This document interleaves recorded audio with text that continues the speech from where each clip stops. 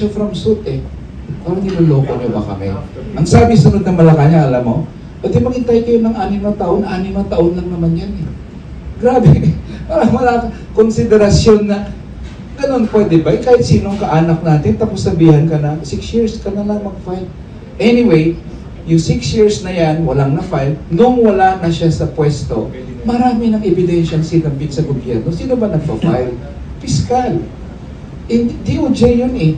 Kaya, hindi natin sisihin ang pamilya, matagal na silang humingi ng mga dokumento, nabigay na yung mga affidavit, walang ginagawa ang gobyerno.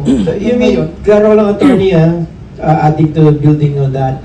You mean to tell me na now that the Dutertes are not in power, nobody filed a case in the Philippines? No, palaging investigasyon sila. Bakit ganun? I don't know. Tinatanong sa Quadcom yan eh.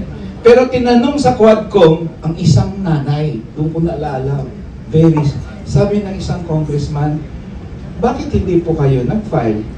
Mahirap lang po kami, sabi niya. Wala sa amin ang justisya. Pagbayarin mo lahat ng ginawa mo sa amin. I know how hard that must be. Ano bang kabayaran ng inaasahan mo, Jim?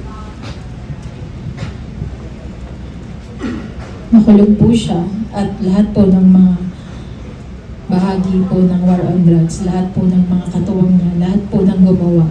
Tingin ko po yung isang buhay ay sapat na para papanagutin po yung nag-utos at gumawa. Lalo na po kung libo-libo po yung namatay dahil sa kung tingin po nila yun yung makabubuti para sa bansa, hindi po yun totoo dahil yung tao lang po yung nabawasan, hindi po yung drugs. Hanggang ngayon po, laganap po ang illegal na droga.